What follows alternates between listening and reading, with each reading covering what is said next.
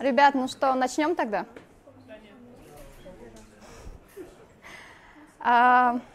Первый вопрос. Начнем с того, что, как вы думаете, что это? Это яблоко. А еще варианты есть? Яблоко, Еда. фрукт, еда. А еще варианты? Эдемова. Товар.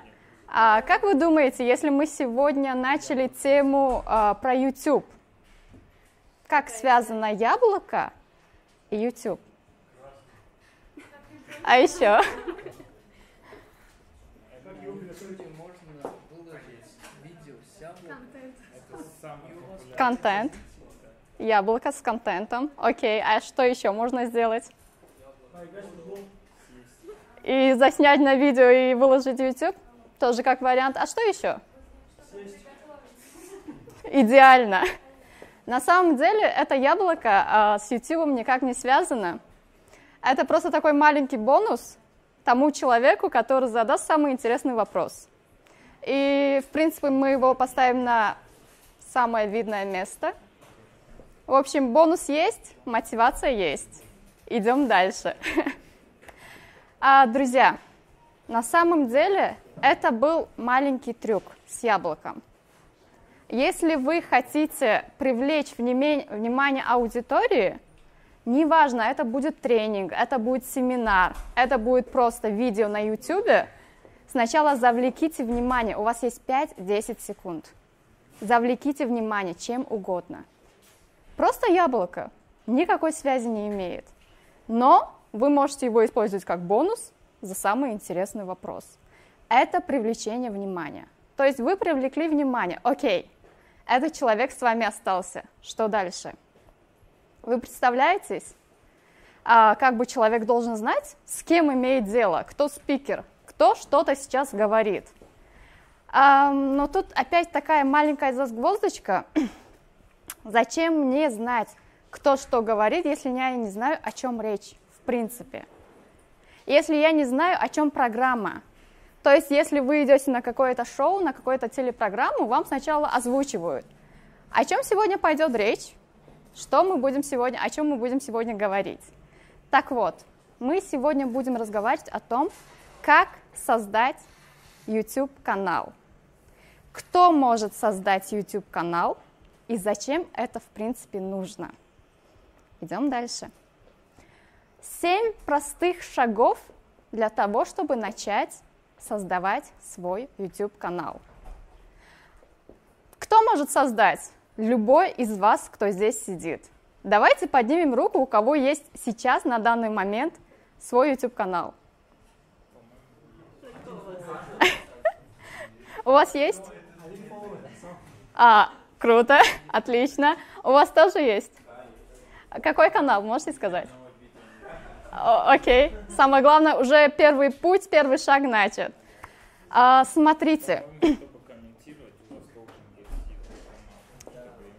Правильно, чтобы комментировать, чтобы подписаться даже на другой канал, у вас уже должен быть свой канал. И если вы уже знаете, как его создать, то вы понимаете, насколько это просто. Вы просто создаете аккаунт Gmail, заходите в YouTube, и там создается канал. Очень быстро, просто нажимаете «Создать канал». И первый вопрос, который возникает сразу и на первом этапе, который все отпадают, это как назвать канал и о чем снять, то есть какую тематику выбрать. Например, вы хотите создать что-то с рукоделием. Вы очень долго будете думать над тем, чтобы что-то, я не знаю, оригинальное выбрать. Вот сейчас вам выдастся такая возможность, подумайте полминуты. Кто на какую тему вот прямо сейчас зайдет и название канала придумает и поставит. Вот прямо сейчас у вас есть полминуты. Просто подумайте. Может, вы любите английский язык, может, вы любите немецкий язык, может, вы любите рукоделие, может, вы любите программирование, дизайн, просто финансы, вы просто учились на юриста, вы просто можете давать консультации юридические. Кулинарии, котики, то же самое. Почему бы и нет? Это всегда проигрышный вариант. Например, про котиков. Как бы вы себя назвали? Домашний кот. Домашние котики. Но чем бы вы выделялись среди других? Личный бренд. Какой бы у вас был бы личный бренд? Funny Cats, а как он связан с вами? Как человек поймет, что он именно заходит, и этот Funny Cats — это ваши кетсы? Как? Кот Хач? Это немножко с оскорблением. Прикольно, согласна. А если другие тематики? Есть у кого-нибудь уже название в голове? Блогерское мастерство. Отлично. А есть у кого-то еще? Программистское мастерство. Программистское мастерство. Отлично. Только здесь не хватает единственное вашего личного бренда. То есть в названии программист и что-то связано именно с вами. Может, ваше имя, может, ваша фамилия, может, ваши аббревиатуры. Чтобы это выделяло вас среди других, чтобы это был ваш личный бренд. И завтра, когда человек будет искать программиста, он должен был знать, что это вы. Не просто такой канал, который называется программист, а именно вы, ваши инициалы, ваша фамилия, ваше имя. Кто еще что? Да. Кто еще придумал? Пожалуйста. Фикра? Фикрономикон. Фикрономикон. А с чем это связано? Мысли. Я излагаю на канале мысли. Отлично. Вот эти полминуты у вас сейчас были для того, чтобы вы немножечко задумались об этом. Вы уже подумали, и это уже первый шаг. Это уже первый шаг. Следующий шаг возникает: я нервничаю, я стесняюсь. Я никогда на камеру не разговаривал, я никогда на аудиторию ничего не говорил. Как это побороть?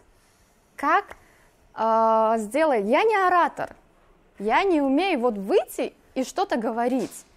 У меня не такой чистый русский язык, у меня не такой чистый английский язык, у меня не такой чистый таджикский язык. Как мне это побороть?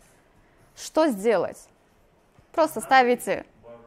Ну, то есть, если человек не создан для этого, я точно знаю, что я не для этого. Почему? Надо ли мне вот этим заниматься? Надо ли этим заниматься? Вы будете неискренни.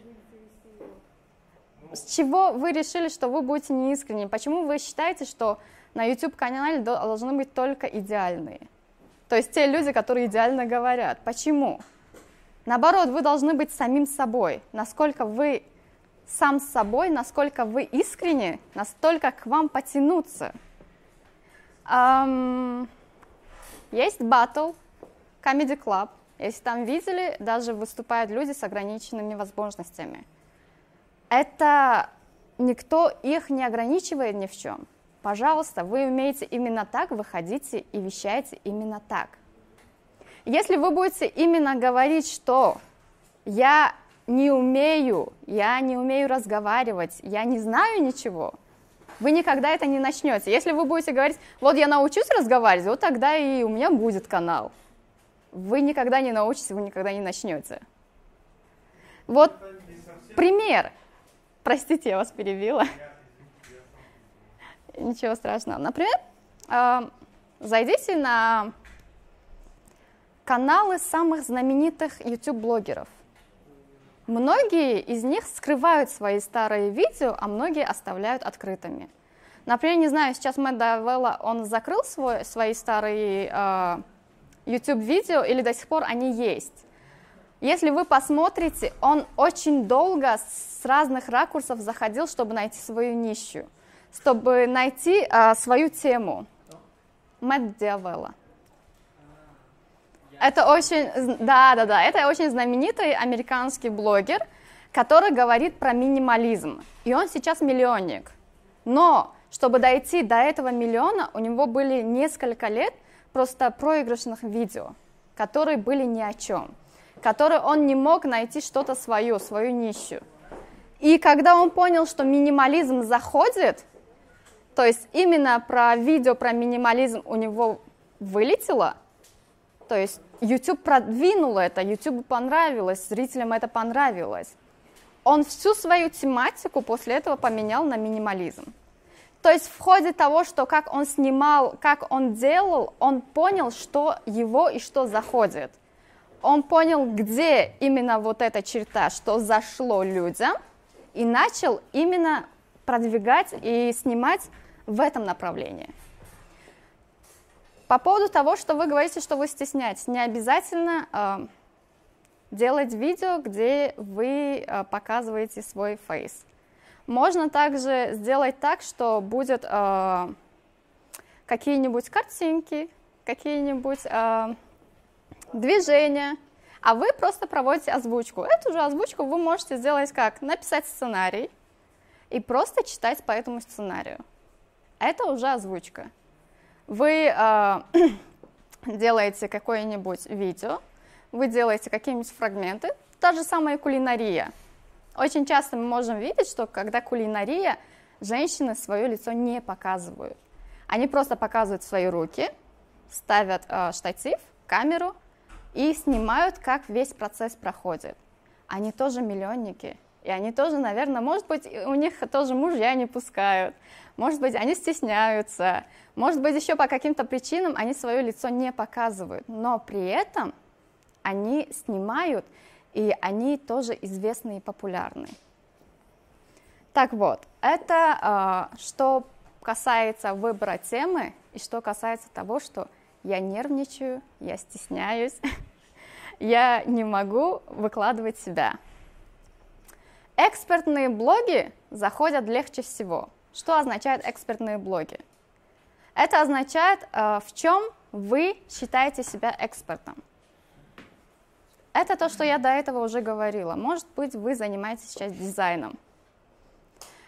Когда вы не просто так становитесь дизайном, это означает, что вы перечитали очень много книг, у вас очень много практики, вы очень много тренингов пересмотрели, и то есть получается, вы таким руководителем будете, путеводителем будете для новичка, который приходит.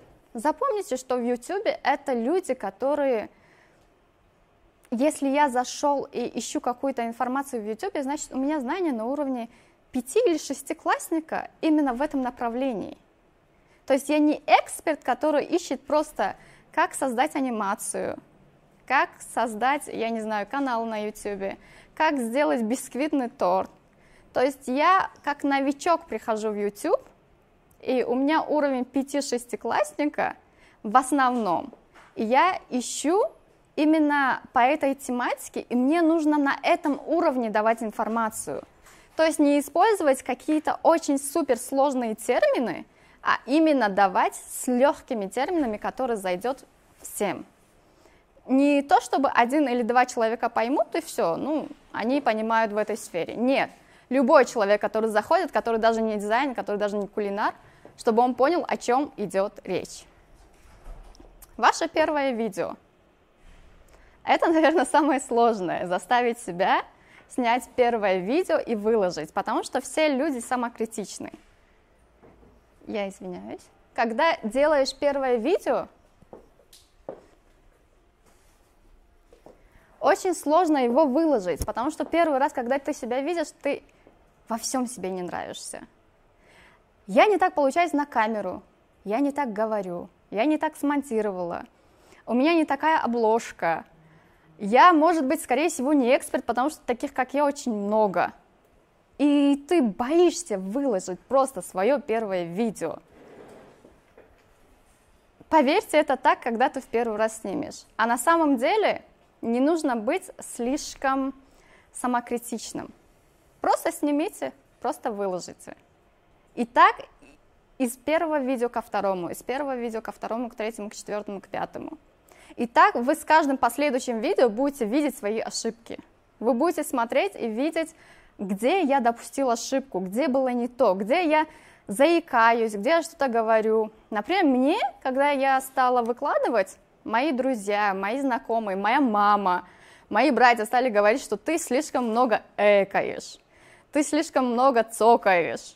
ты слишком много в разные стороны смотришь. Это такое ощущение, что ты как будто откуда-то считываешь или читаешь. Перестань это делать. И действительно это все воспринимаешь, ты не обижаешься на это, ты это все воспринимаешь, и ты со всем этим работаешь, и уже последующие твои видео получаются намного лучше. Сейчас я немножко на вот этой части прервусь и скажу, прежде чем начать вести блог на YouTube, сначала задайте себе вопрос, какая у меня цель или какую цель я преследую. Если у вас цель просто заработать быстро на YouTube, закрывайте это дело, не начинайте, потому что это очень долгий, можно сказать, кропотливый труд, и не очень быстро вы получите первые результаты. Но я вам так скажу, это долгосрочные инвестиции. Если вы хотите сделать себе долгосрочные инвестиции, это YouTube. Второе, если вы хотите быстро стать популярным, идите в TikTok. Снимайте видео, как вы падаете в сугроб, снимайте видео, как вы кушаете, я не знаю, там, доширак, да, и получаете, я там, не знаю, несколько тысяч, миллион просмотров. YouTube немножко не про это, YouTube немножко про другое. YouTube про органику. YouTube про то, что вы продвигаетесь медленно, постепенно, но сами. Вы не покупаете подписок, вы не покупаете просмотров, потому что YouTube этого не любит. Вы не жульничаете, не делаете махинации. Есть такое понятие, как алгоритм YouTube. И я вам так скажу, если кто-то вам скажет, что он полностью знает алгоритм YouTube, я вам открыто могу сказать, что этот человек врет. Алгоритм YouTube меняется постоянно. Над этим работают очень много людей. И в самом YouTube, в самом Google даже все сотрудники не знают, какие есть алгоритмы, потому что они постоянно меняются и постоянно по-разному меняются. Но есть у блогеров-миллионников такие аналитики. Аналитики, которые постоянно смотрят, какой алгоритм на данный момент сейчас, какое видео выстрелит, какое видео наберет больше просмотров, и какое видео сейчас более будет популярное. Есть такое понятие, как вечно зеленые видео, и есть такое понятие, как экспертные темы видео. Вечно зеленые видео – это те видео, которые вам все время будут приносить просмотры. Ну и в дальнейшем, конечно же, может быть, доходы. А это, например, когда, вот, знаете, вы, наверное, часто встречали топ-100 самых красивых девушек, я не знаю, топ-100 самых часто используемых глаголов в русском языке, топ-8 самых лучших бойцов, топ-8 самых лучших тортов. И это лучше всего заходит, на самом деле, и у всех, по сути, такие видео очень часто нужно снимать и чередовать с вашими экспертными видео, чтобы они были с таким понятием вечно зеленые. То есть это те видео, которые вам всегда приносят какие-то просмотры, и они свою актуальность до поры до времени не теряют. Так вот, мы немножко отошли от темы. Какую цель преследуете? Зачем вам нужно видео? Я вам отвечу сама, почему я начала вести YouTube, зачем я начала вести блог на YouTube, что мне лично это дает, зачем мне лично это надо. Знаете, есть такое понятие построить что-то, сделать что-то, что после тебя остается. Никто не вечен на этой земле, все мы уходим. И я хочу, чтобы мои внуки, мои внучки, мои правнуки смотрели и говорили: это наша бабушка, она что-то оставила. Чтобы я сделала что-то хорошее людям, чтобы я делилась той информацией, которая у меня есть. чтобы после меня оставалось что-то хорошее. Пока что это самое малое, что я могу сделать, это вот это.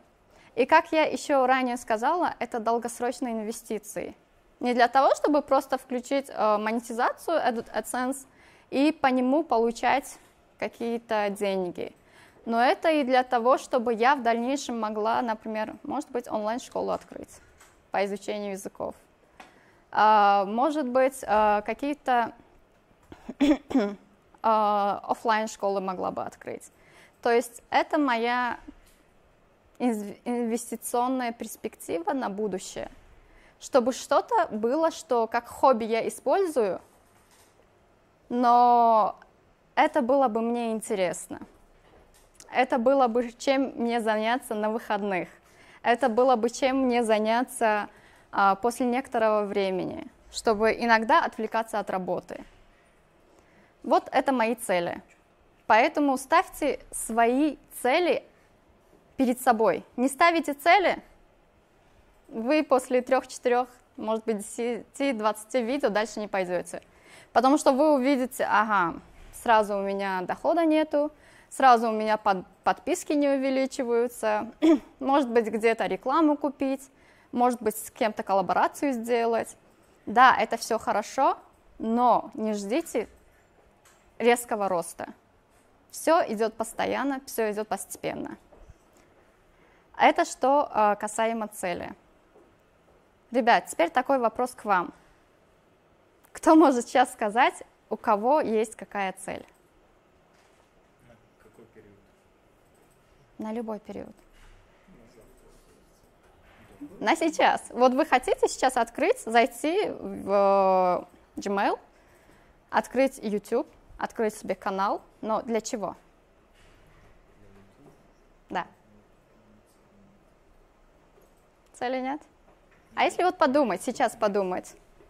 Чтобы стать известным, популярным. Многие так хотят. Делать деньги, стать популярным, а еще? Снимать котиков, чтобы люди в депрессии как-то справлялись. Выводить людей из депрессии? Это очень хорошо. Это причем хорошая реализация тех видео про своих котиков, которые у тебя есть в телефоне, и ты никак не используешь их дальше. А это могли бы видеть намного больше людей и сделать их жизнь как-то легче, чтобы они веселее на все смотрели. А еще? Где-нибудь говорит, у меня есть канал. Это круто.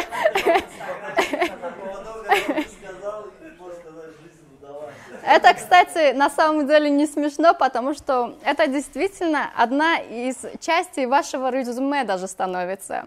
Вы, если идете в какую-то компанию, устраиваетесь, вы крутой программист, вы крутой, я не знаю, монтажник, вы крутой человек, который пишет тексты, но как вы сразу сядете и скажете, я вот такой-то, такой-то, такой-то, вы просто скажете, у меня есть канал на YouTube, зайдите, посмотрите. Все, это ваша такая визитная карточка, которая скажет, что человек действительно эксперт. Как минимум, это означает то, что человек может хотя бы позиционировать себя и что-то рассказать о себе, и что-то высказать, что он хотя бы разговаривать умеет, что хотя бы какие-то переписки или диалог может вести. Это уже плюс, это действительно хороший пример. Что еще? Проводить тренинги, как создать YouTube-канал. Конечно. Почему бы и нет? Проводить тренинги сейчас это даже модно, и это прибыльно, я бы вам сказала. Вы можете уже, когда соберете свою аудиторию, на свою аудиторию проводить тренинги и на этом делать деньги, почему бы и нет. И сейчас на YouTube это очень востребовано, кстати. Снимать видео про то, как продвигать Instagram, про то, как продвигать TikTok, тоже YouTube, Facebook и свои группы какие-то продвижения. Это очень востребованная ниша, я вам скажу. Это тоже экспертная ниша. Идемте дальше. Монтаж видео. Немножко ниже мы вернемся к тому, с какими программами можно монтировать. На самом деле тут много заморочки не надо, вы можете просто себе на телефон скачать приложение. Чуть позже я скажу, какие именно приложения, но их масса. Вы просто скачаете, и это, я не знаю, самый неопытный человек просто заходит и сразу видит, как это все делается. Особо многого там знать не надо, когда ты первые свои видео делаешь, это как вырезать, как вставить, вырезать и вставить. Там много труда не понадобится. Следующее – публикация видео. Мы уже сняли видео, мы уже поставили телефон, мы уже поставили камеру. Кстати, вот этот момент. Очень многие останавливаются на том моменте, когда говорят, что у меня нет аппаратуры. То есть, вот я скоро себе куплю самую дорогую видеокамеру, чтобы было четкое изображение, чтобы я красиво смотрелась на нем. А вот когда у меня будут деньги, когда я куплю всю эту аппаратуру, потом я так и начну. Ребят, нет. Вот просто телефон. Да, это типа вот завтра начну с понедельника, со следующего года. Вот как у меня аппаратура будет, так я и начну. Ребят, включаете просто телефон. Сейчас, благо, у всех камеры хорошие. Ставите телефон, ставите штатив, самый недорогой. Если пойти сходить в Ашан, там сейчас продаются. Есть масса сейчас интернет-магазинов, которые продают петлички. Очень важно, чтобы был хороший голос. Это действительно важно. Чтобы была петличка, чтобы был просто штатив, недорогой штатив, он максимум 100 самон стоит. Петличка тоже где-то 100-150 самон стоит. Вам самые дорогие крутые петлички не нужны. Это недорого. Это 100-150 самон. Это приемлемо. Да, вот, точно. Вот, мы берем петличку, мы берем штатив, мы ставим свой телефон и начинаем снимать. Мы снимаем, мы выбрали тему. Свет, самый лучший свет. Это какой свет? Солнечный. Правильно, дневной свет. Самый лучший недорогой свет – это дневной свет. Когда у нас будут уже деньги, вот тогда мы уже покупаем там лампу можно какие-то светокорректоры, какие-то другие цвета покупать. Пасмурно не снимаем. Ждем солнечную погоду и снимаем солнечную погоду. На первое время просто можно и в солнечную погоду снимать. Дневной свет. Самый недорогой, самый лучший свет – это дневной свет. Мы выбрали тему, мы открыли канал, мы сняли видео, мы смонтировали. Дальше что мы делаем? Дальше мы начинаем выкладывать. Но перед тем, как все это начать, смотрите, мы не делаем так, что сначала мы сняли видео, мы придумали, мы что-то сделали, а потом мы делаем обложку. Вы сначала придумываете обложку, потому что 50% того, что к вам зайдут на видео, это какая у вас обложка? Обложка самого видео? Да, обложка самого видео. На то, что человек покликает на него и зайдет, чтобы посмотреть, или не зайдет. То есть какая у тебя обложка? Подумайте над обложкой. Обложка для YouTube? Для YouTube? Всего лишь вам нужна Canva. Сайт есть canva.ru. Вы там заходите, там миллионы всяких разных способов, чтобы сделать обложку. Обложка для YouTube должна быть яркая. На обложке желательно, чтобы вы были сами. Когда сделали исследование, и оно показало, что если сам человек на обложке, он улыбается, большими буквами написано, о чем само видео, и оно яркое, то на него больше кликают. Да. Дальше мы сделали обложку, мы сняли, мы смонтировали. Дальше уже нужно будет выложить видео.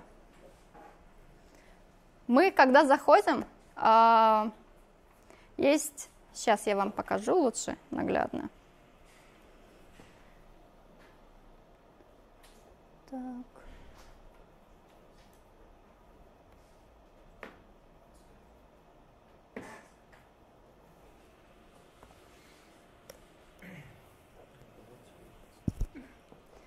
Когда заходим, нажимаем на верхнюю часть и заходим в творческую студию.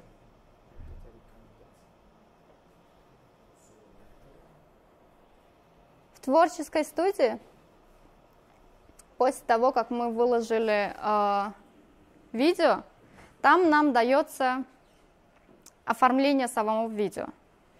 Мы оформляем само видео, и обязательно мы прописываем что? Мы прописываем тему, мы ставим ту обложку, которую мы до этого уже сделали. После этого мы прописываем теги. Зачем мы ставим теги? Как вы думаете? Правильно, SEO продвижение. Недостаточно просто того, чтобы взять и выложить видео. Ваши видео должны искать в поисковике, и оно должно выдаваться людям, которые набирают какой-то поиск. Там есть определенное количество символов по тегам, то есть не должно превышать это количество символов, но достаточно их. И когда вы ставите теги, чтобы... теги ставятся для того, чтобы быстрее находили ваше видео. Вы ставите самые разные теги.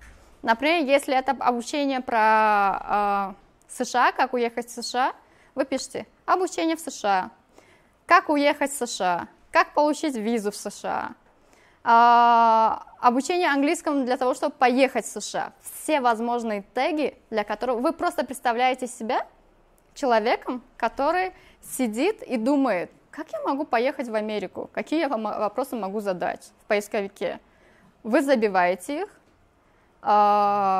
и есть такое приложение vidIQ. Те люди, которые хотят открыть себе канал, то советуем им подружиться с этим плагином vidIQ, потому что там выводит сразу тот тег, который вы ввели, насколько он популярен. То есть какой по значимости популярности стоит этот тег. Вы хороший тег выбрали или нет? Еще маленькую такую фишечку вам расскажу. В YouTube нет конкурентов.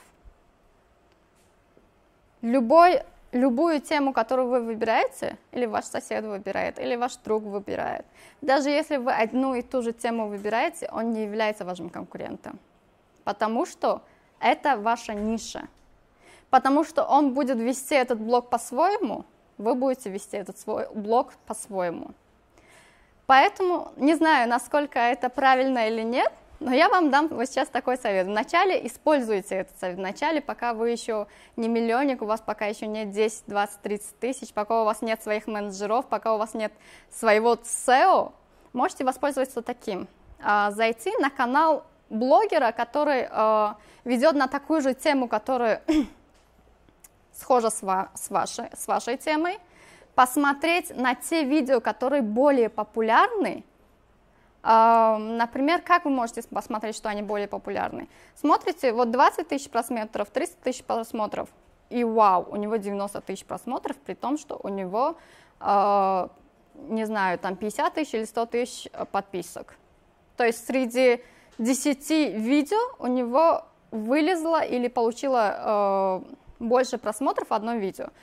Все, хорошо, ништяк, вы смотрите, это значит экспертное видео. Смотрите, заходите на его теги.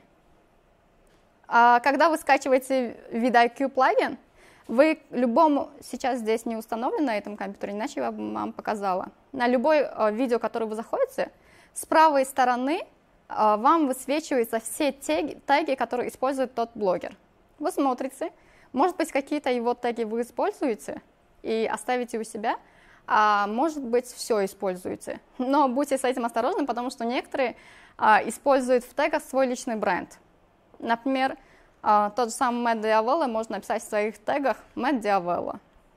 Есть училка английского Мария Батхан.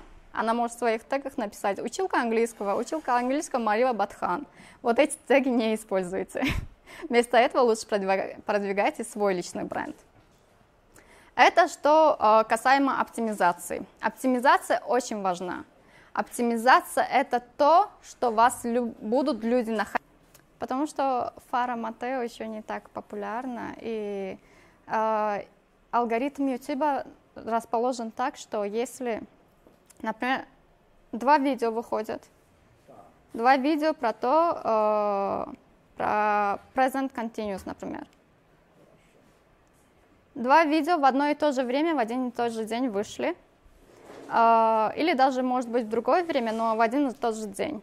YouTube смотрит, сразу показывает оба видео, например, 1000 подписчикам. Вы не слушаете? YouTube показывает эту тему, например, 1000 людям. 1000 людям с одной стороны, 1000 людям с другой стороны. И смотрит, на какое видео больше просмотров. Если на ваше видео больше просмотров, значит, он идет дальше. Уже сравнивает другое видео других блогеров. Уже показывает наравне с другими видео. Опять показывает, опять ваше видео, опять лучше этого блогера. И идет дальше. И вот так он начинает сравнивать с другими видео. Значит, есть намного лучше видео, чем мои видео, чтобы вам показывали. Ну, получается, это конкуренция? Нет, это не конкуренция.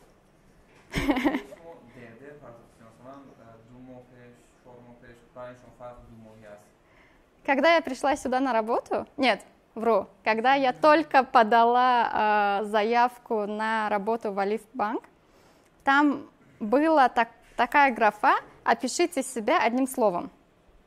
То есть вы должны были описать, кто вы, но одним словом, да? Было такое. И я написала «ленивая». И это действительно так. Это моя лень. Это единственная причина, по которой у меня так редко выходят видео.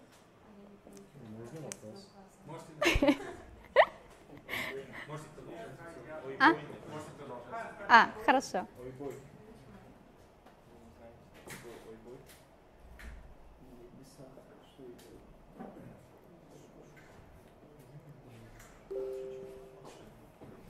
Получается конкуренция. Получается так. Получается нам наш спикер. Ладно, шутка. Что лучше, YouTube или TikTok? Смотря что вы преследуете. Кто сильнее, Шредер или черепашка? Смотрите, вот хороший вопрос. Что лучше, YouTube или TikTok? Смотрите, вам самое главное создать контент. Вы когда создаете контент, у вас уже доступ ко всем соцсетям имеется. Самое сложное – это иметь контент. Когда вы создали контент для YouTube, например, вы его можете смонтировать и для ТикТока, и для Инстаграма, и для Эфир Студио еще есть, Яндекс Эфир. Вы можете туда же выгружать параллельно все свои контенты. Не ограничивайтесь на одном YouTube. Если вы хотите продвигать свой блог, открывайтесь везде. У вас есть контент, это ваш труд. Вы уже потрудились, вы уже смонтировали, вы уже открыли канал, вы уже продумали теги, вы уже продумали описание, вы уже половину работы сделали. Поэтому делайте так, чтобы выгружать весь этот контент везде, во всех соцсетях. При этом, когда вы будете выгружать во всех соцсетях, вы можете свои другие соцсети продвигать с Инстаграма, продвигать с Фейсбука, продвигать с ТикТока, продвигать с Яндекс.Эфира. И все это взаимосвязано. И везде у вас может быть своего рода монетизация, и везде у вас может быть своя реклама, везде у вас будет свой вывод дохода. Может быть, те люди, которые сидят на ТикТоке, они не сидят в Ютубе. Те, кто сидят в Инстаграме, они не сидят в ТикТоке. То есть вам везде аудитория нужна, везде своя аудитория должна быть. Поэтому здесь невозможно сказать, где лучше, где хуже. Если у вас есть контент, выкладывайте везде. Просто оптимизируйте контент под каждую соцсеть. Например, под TikTok это не может быть такое, что вот, да, длинное такое видео, которое вы ставите, вы его немножко обрезаете, вы немножко его оптимизируете именно под TikTok. В Instagram то же самое, вы не можете на 12 минут, там максимум 1 минута. То есть вы на 1 минуту выкладываете какое-то видео. То же самое видео, которое вы снимали для YouTube, вы выложите, вы его смонтируете и выложите в Instagram. Самое главное, чтобы у вас был контент. Это ответ на ваш вопрос. Обучающие видео сейчас эффективнее, допустим, информация усваивается, если она длится не более 4 минут. Хакастрост. Это правильно. Это правильно с одной стороны, что вы можете эти 4 минуты удержать человека, первые 4 минуты. И действительно это так. Но с точки зрения монетизации у вас видео должно быть чуть больше 10 минут, чтобы заработать на монетизации. Если не думаете о монетизации, вы задумаетесь о монетизации все равно даже в дальнейшем. Потом, если вы делаете больше 10 минут видео, вы можете туда ставить даже не просто монетизацию и рекламу с AdSense. Вы можете даже просто рекламы каких-то, например, если я веду про иностранные языки, ко мне могут обратиться, точнее даже обратились, у меня всего лишь 100 подписчиков, но ко мне уже обратились языковые центры, чтобы их рекламировать. Вот. А если у вас будет на 4 минуты, на 3 минуты видео, там вы не можете актуально вставить рекламу. То есть не просто рекламу, вот сейчас рекламная пауза, мы поговорим про это, а именно вставить актуально эту рекламу. То есть сказать, что вот сейчас мы пройдем вот такую тему, а если вы хорошо хотите в дальнейшем изучать про IELTS, про TOEFL, переходите вот на вот такие-то языковые курсы, или на вот эту студию, или на вот эту онлайн-школу, и там вы поймете, как правильно изучать. То есть вот такая реклама должна быть. Поэтому, исходя из этого, советуют люди, советуют блогеры-миллионники снимать видео больше 10 минут, чтобы включать монетизацию, чтобы получать монетизацию. Еще про монетизацию. Со скольки подписчиков уже можно включать? Мы сейчас до этого дойдем.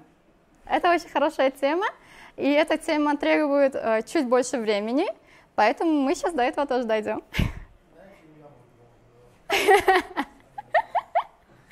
Я еще подумаю до конца. Друзья, а кто-нибудь придумал экспертную тему блога? Пожалуйста. QA. Окей. Уроки программирования на таджикском языке. Идеально.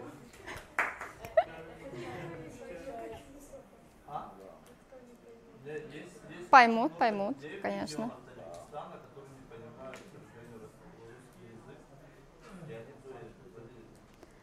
Это можно даже сказать та ниша, которая не очень сильно занята. Это в принципе хорошо. Да. Какая-то очень много понимали, что ниша не занята, но вот, например, то же самое, у вас канал по английскому языку, да, и тоже не очень такая занятая ниша, я буквально знаю 3-4 максимум блогеров в Казахстане, кто этим занимается, но у всех, 1000 просмотров даже нет. Учитывая то, что интерес к английскому явно больше, чем интерес к программированию еще и на таджикском языке. Поэтому насколько это вообще есть такая потребность в том, чтобы YouTube изучать программирование по-английски, не знаю. Смотрите, это очень хорошая тема, которую затронули. То есть на каком языке вести свой блог? Можете просто логически подумать, на каком языке больше всего общаются, на каком языке больше всего ищут. Английский. У китайских у них свой блог есть, свой YouTube есть. Английский язык, потому что на нем, простите, разговаривают, можно сказать, и вся Европа, и вся Америка, Латинская Америка. На англоязычные блоги даже продвигаются намного быстрее. У них... Абсолютно верно. Второй по значимости это русский, потому что это вся Россия, это все страны СНГ, это та же самая Украина. Поэтому от этого тоже зависит, какой у вас охват будет. Я специально веду блог на русском, и я специально блог именно хочу адаптировать, интегрировать именно под русскоговорящую аудиторию. Но это не означает, что вы должны останавливаться только на одном. Если вы будете вести блог на таджикском, вы также параллельно можете открыть еще второй блог на русском и третий блог на английском, вести все 3 блога параллельно и продвигать. Нет, начинать можно с таджикского, понять, где, что, как, а потом уже параллельно открывать и другие. Я даже знаю такие блогеры, например, Марина Могилко. Она ведет блог и на русском, и на английском. И у нее причем 4 блога, и 4 блога по всем, у нее где-то 2-3 миллиона подписчиков в каждом. Причем она продвигает между собой все эти блоги. И это очень хорошо. И вот она там рассказывала, что продвигать блоги на английском намного легче. И, кстати, хейта на английском языке тоже намного меньше. Мне кажется, YouTube добавит возможность смены аудиодорожки, как субтитры. Субтитры есть. Субтитры уже есть. Там можно. Дорожки, как в фильмах поменять на русском, на английском. Ну, вполне возможно, так и будет. Почему нет? Но еще лучше автоматический перевод. Уже на рисунок переводит и плюс озвучивает. Но сейчас такое есть, субтитры есть, но они не очень хорошо переводят. Причем вам не важно.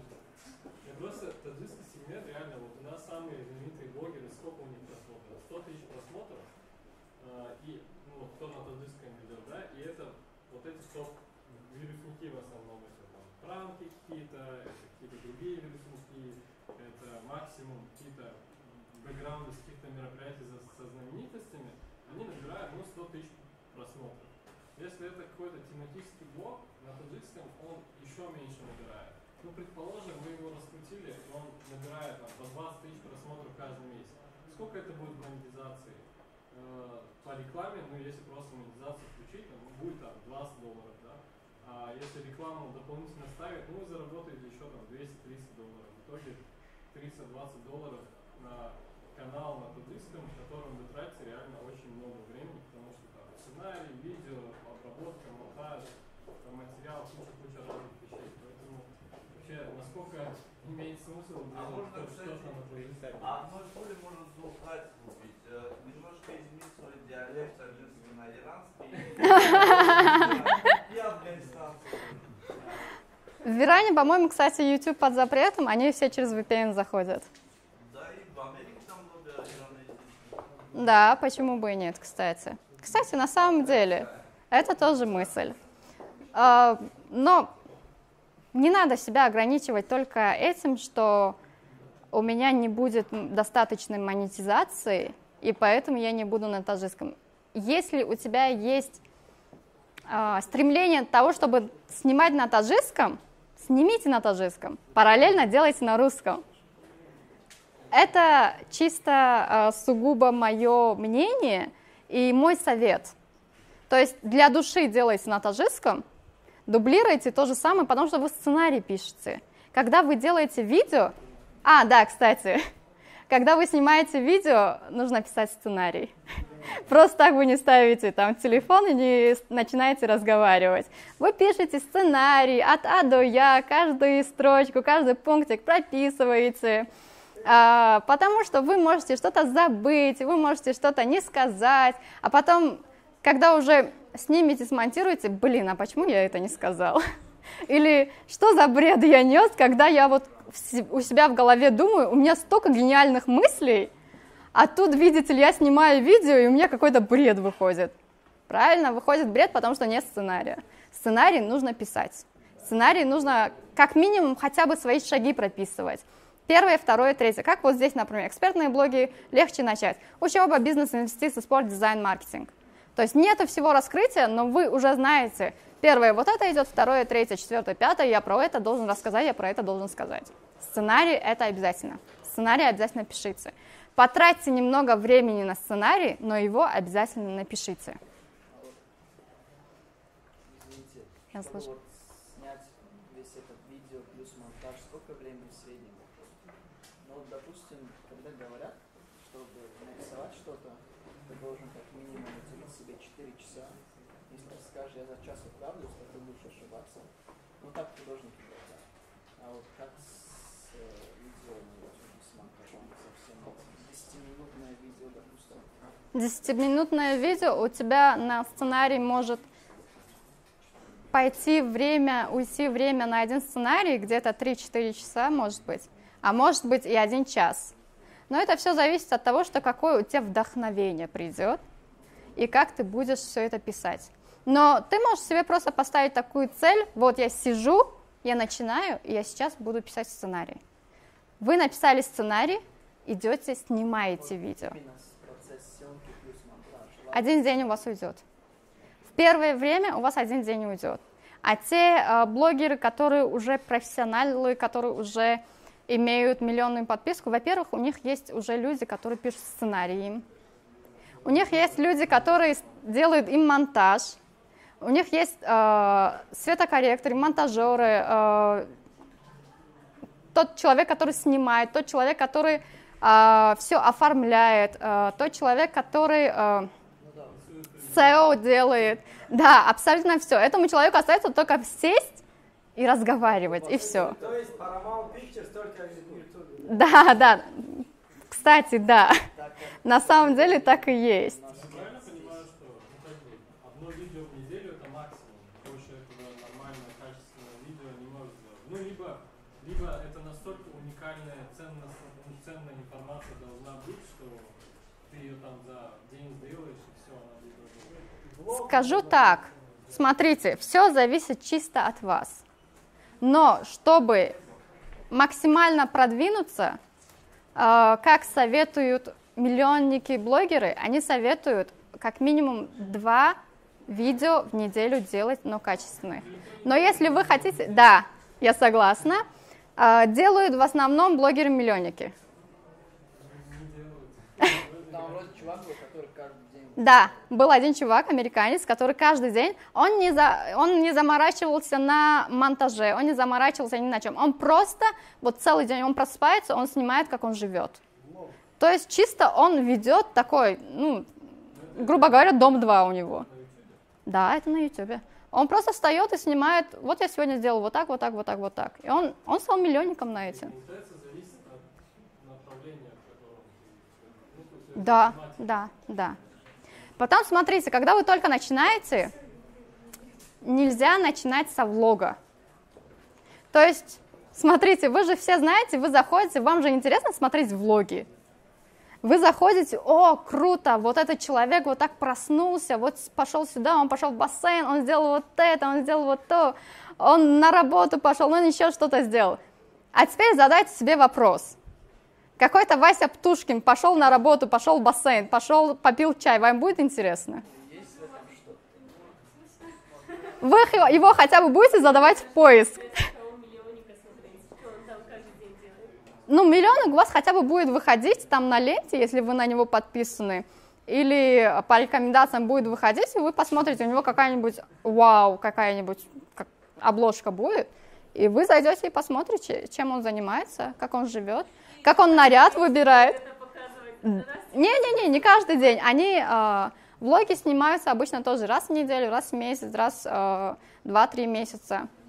То есть человек, который эксперт, он экспертные блоги ведет, то же самое по инвестициям, то же самое по моделингу, например.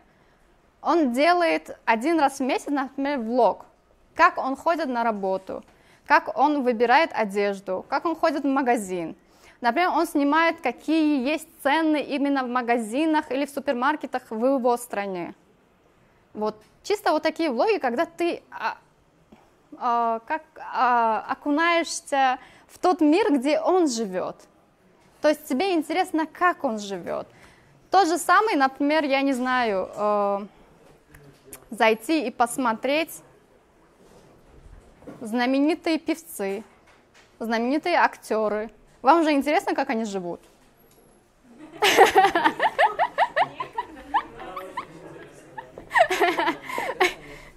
Ну, не знаю, мне иногда интересно. Вообще YouTube странное место. Есть одно видео, где мужик просто 10 часов кричит. 2 миллиона просмотров.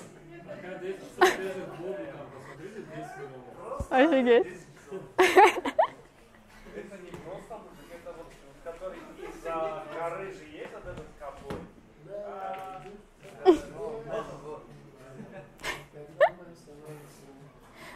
К примеру. Почему бы и нет? Потом, смотрите, до этого был, когда 5-минутный перекур был, такой вопрос был. Можно ли снимать сегодня видео про то, как я говорю о гражданстве РФ, завтра снимать видео о том, как изучать немецкий язык, а послезавтра говорить про то, как я иду в магазин покупать какие-то вещи и сколько они стоят. То есть ценовую политику, да.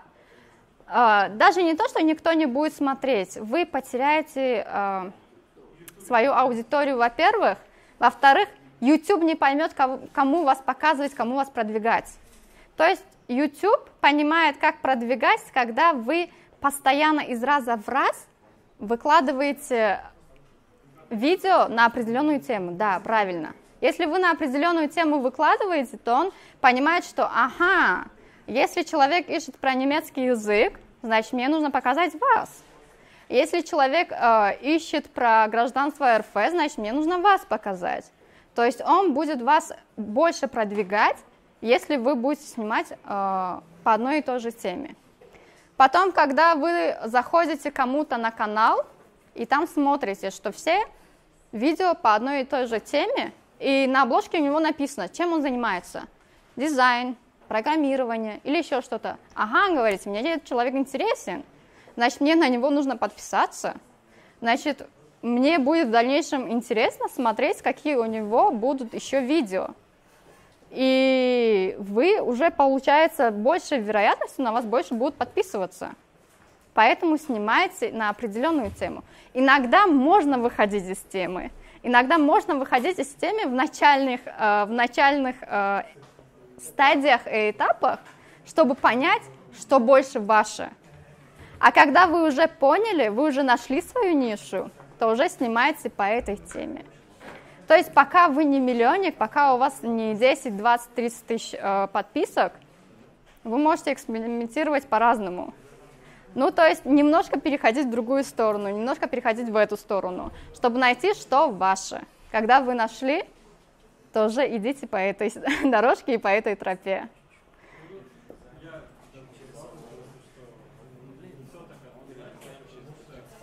Мне кажется, что в первую очередь нужно понять, кто твоя аудитория и что ей нужно, а не то, какая тематика. Потому что если там аудитория, молодежь, что-то еще, ты можешь, в принципе, говорить о каких-то других вещах, которые им тоже интересны.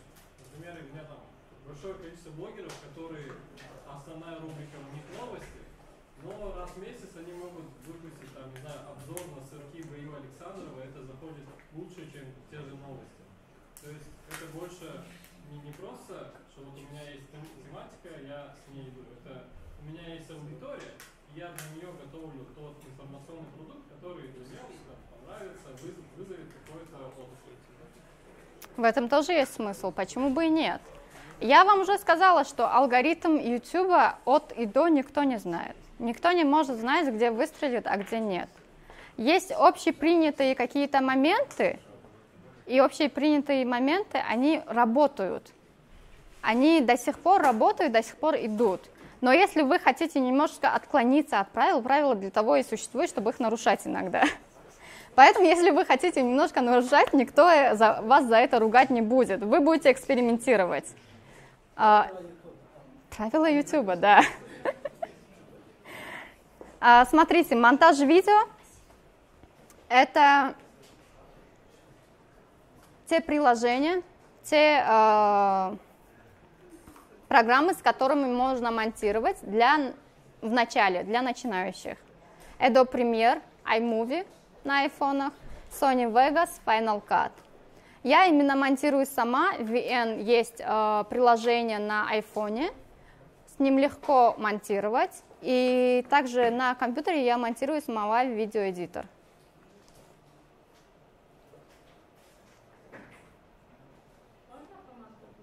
Да, конечно. Смотрите, вы снимаете видео по какой-то теме, у вас получается очень длинное видео.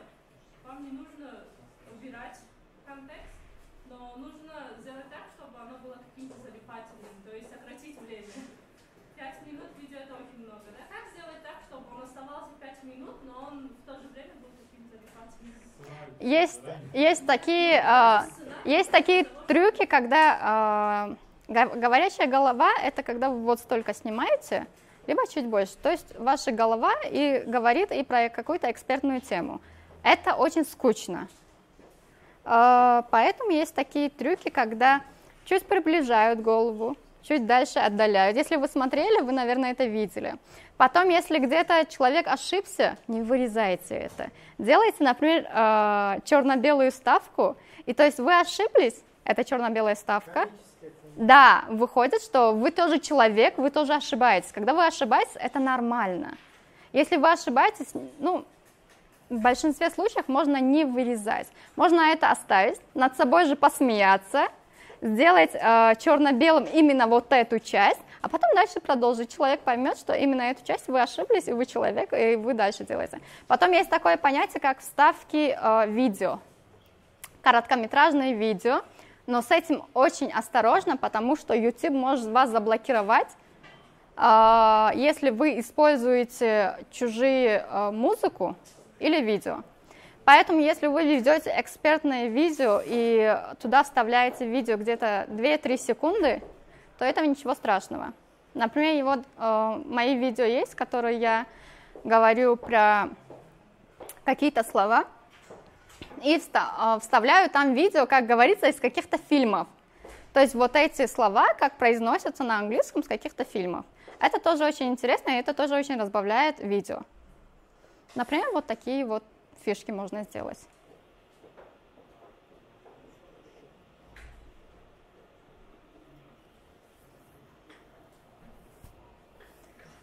Потом смотрите, когда вы сняли первое видео, вам нужно о нем рассказать, потому что сразу никто вас не знает. Никто не знает, что вы выложили первое видео. Вы стесняетесь кому-то его показывать. Но им нужно делиться. Поделитесь в Фейсбуке, поделитесь в ВКонтакте, поделитесь в Инстаграм.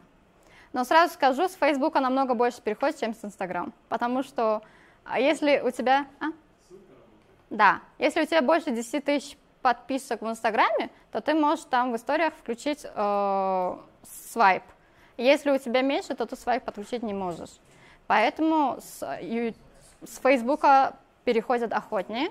Также вы можете ВКонтакте находить всякие сообщества или тематические темы, приближенные к вашему каналу, и туда вставлять именно ваше видео и продвигать его.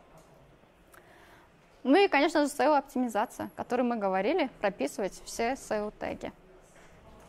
Я правильно понимаю, что при первом видео важно, чтобы первые часы публикации там был большой охват, реакция какая-то и так далее. То есть, насколько я слышал, изучал алгоритмы, не только YouTube, а в целом, вообще, user-generated content, где есть вообще такие платформы, где юзеры генерируют контент, они обращают внимание на то, как в первые часы, минуты или что-то еще твое видео раскручивается. И только тогда потом включаются там рекомендации и так далее, и так далее. Очень хороший вопрос.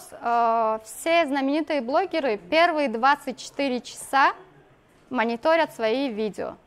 Первые 24 часа мониторят с тем, чтобы посмотреть, зашла эта обложка или нет. Если обложка не заходит, они сразу меняют обложку. Если не зашло SEO, теги, они меняют теги. Если не зашло название, они меняют название.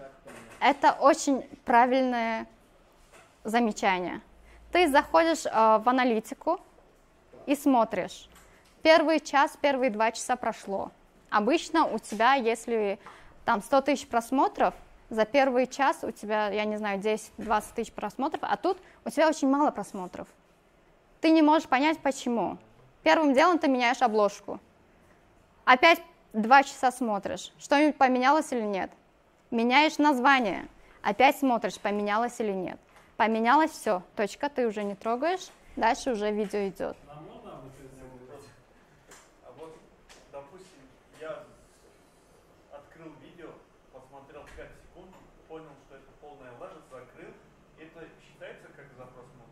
Это считается за просмотр, но это очень плохо считается за просмотр. Это означает, что ты не смог завлечь аудиторию. Вот, может быть, мало просмотров просто потому, что у тебя плохой видео. Такое не бывает? Вполне возможно. Всегда Вполне возможно. Это самая основная причина.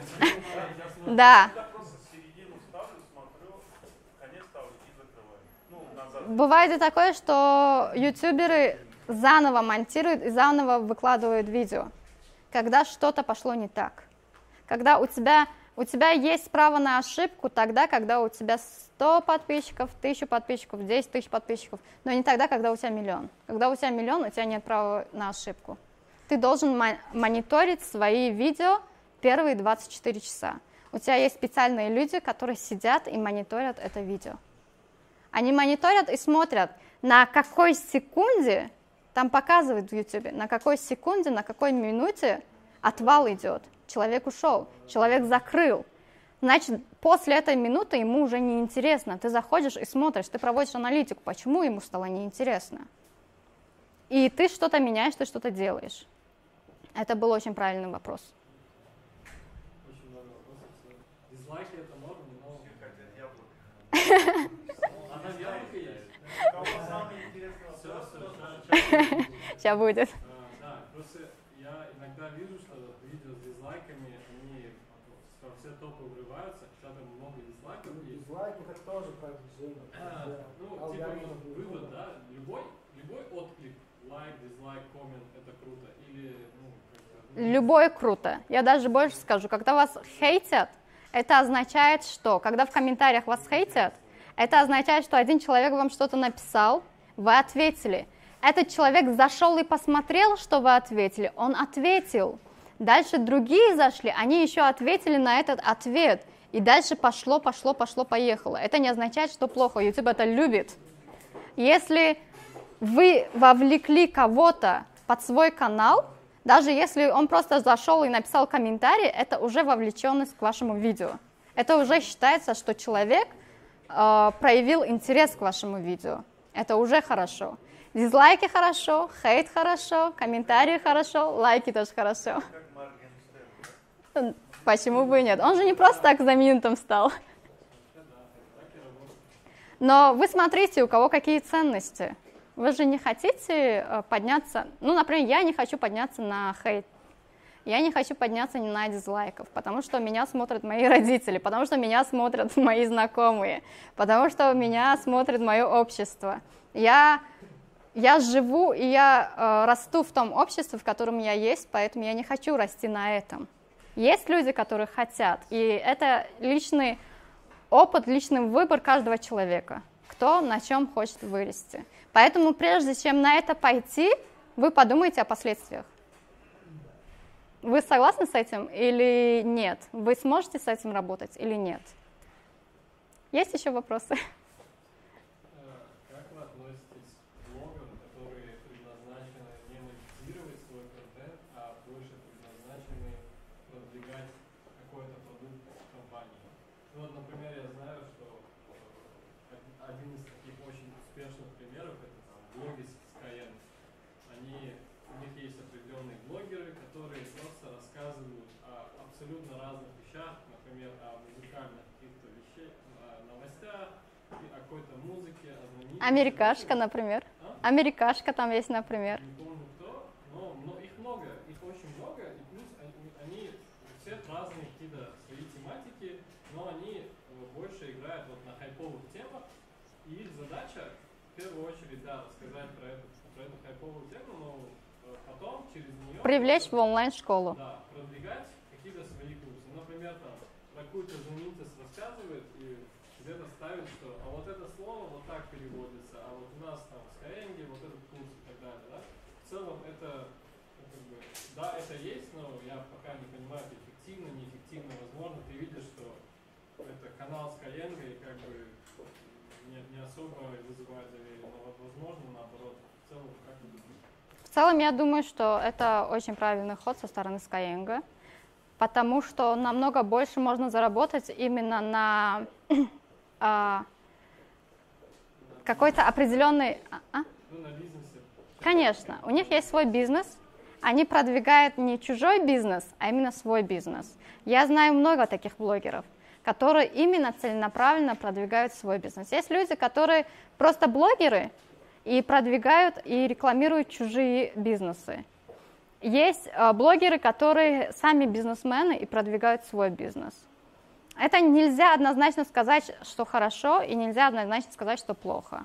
Они делают свой бизнес, они продвигают свой бизнес, они успешно продвигают свой бизнес, потому что я на них подписана, я их смотрю. На самом деле, таких примеров очень много. Очень много. Ну, взять тот же вот, один канал, куда я подписан, UFC, у них есть вот эти блоги, просто они показывают, как боец готовится, как там что-то кушает. Они, ну, у них монетизация сложная. Нужно, чтобы ты как бы заинтересовался этой всей тематикой и в итоге купил трансляцию. Да. А у Skyeng разве нет монетизации? Мне казалось, что у них есть. Ну, было бы странно. Но, по-моему, у них есть монетизация все-таки. Просто ютубовская? Да. Ну, возможно, да. Какая-то ненавязчивая. Не вот эти без перемолвки. Смотрите, вот то, что вы говорите, что они непонятно, что снимают. Они непонятно, кого снимают и непонятно, кого продвигают. А мне кажется, у них есть свой личный бренд. И на основе личного бренда есть и личный бренд тех преподавателей, которые у них есть.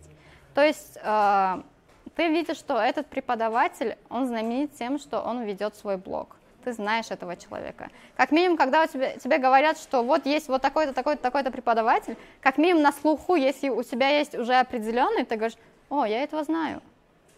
Я, скорее всего, к нему и пойду.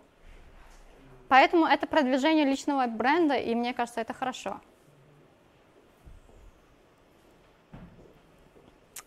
Смотрите. Ничего не получится, если вы не будете получать кайф от своего дела. Просто, когда вы что-то делаете, кайфуйте от этого. Получайте удовольствие. Позитивом своим, какими-то своими шутками, какими-то своими вставками. Что-то делайте, что-то не просто так ставьте камеру, что-то говорите экспертно, а что-то придумывайте. Каждый день что-то новое делаете, каждый раз что-то... Смотрите даже у тех блогеров, у которых это заходит, посмотрите, что у них, какие фишки есть. Берите, пожалуйста, но при этом ставьте что-то свое, потому что вы должны построить свой личный бренд. Потому что должны сказать, например, есть училка Мария Батхан, которая все время красит свои губы ярко-красной помадой, ставит свои очки, и если вы не подписаны, просто зайдите, посмотрите один раз. Это ее такая визитная карточка. Она должна вести каждый урок с красной помадой и с очками, и она очень круто ведет. И у нее есть еще такой слоган «Учу, как хочу». Вот это ее слоган, и везде все знают, что «Учу, как хочу» — это Мария Батхан. Сделайте свой личный бренд. У вас есть какие-нибудь фразы, вот эти, которые... Пока нету, я еще пока не придумала. Я в поиске. Нет, просто интересно.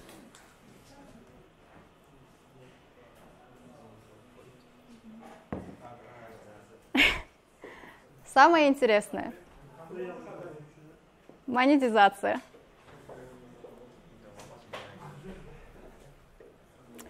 Кто знает, сколько нужно подписок? Нет. Нет. Сколько нужно подписок и просмотров для того, чтобы включить монетизацию? Наверное, там нужны Да, сколько-то часов и подписок. Сколько? 10 минут, не меньше 10 минут и 1000 подписчиков, если не ошибаюсь. В одном районе такого. Здесь написано. 1000 подписчиков и 4000 просмотров.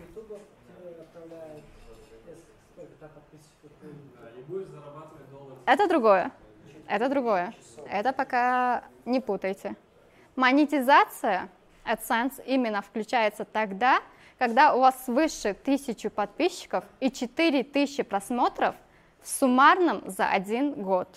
Если вы за 1 год, у вас будет больше 1000 подписчиков и 4000 просмотров, вы можете отправлять, нажать на кнопочку «Монетизировать». И они рассмотрят, посмотрят, какой у вас контент. Они посмотрят, нет ли у вас мата.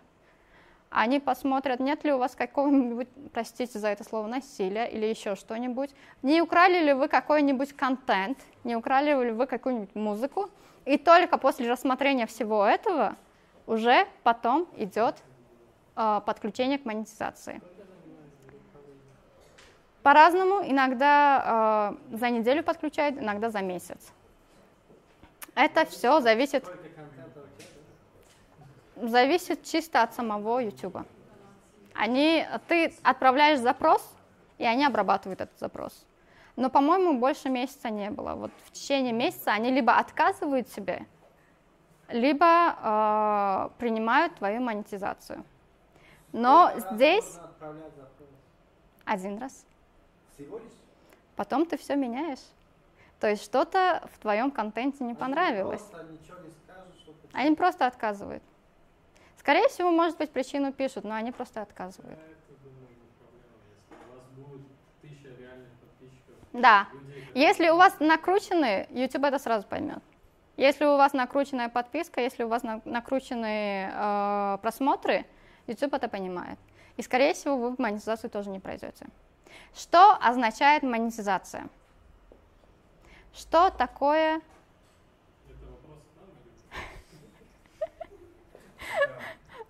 Это риторический вопрос.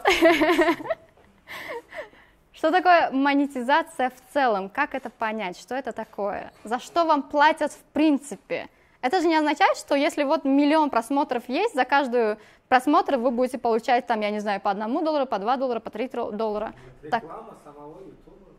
За клики платят. Правильно, но как? Ну, за клики платят. За клики, но какие клики? Ну вот, например, там есть разные форматы этой монетизации. Ты можешь выбирать, где должна быть. Ну, то есть YouTube использует твою площадку, чтобы твоей аудитории показать какую-то рекламу. Верно. Какую рекламу он сам решает, исходя из своих алгоритмов. И если твоя аудитория этой рекламой заинтересуется, YouTube тебе отчисляет какую-то сумму, которую получает от, соответственно, от продавца этой рекламы. Абсолютно правильно, только более детально. Есть такое понятие, как CPM, Cost per Mile. Это означает, сколько вы получаете за 1000 просмотров. То есть, когда YouTube вставляет свою рекламу в ваше видео, то не каждый просмотр, он монетизируемый. Монетизируемы именно те просмотры, на которых YouTube показывает свои видео.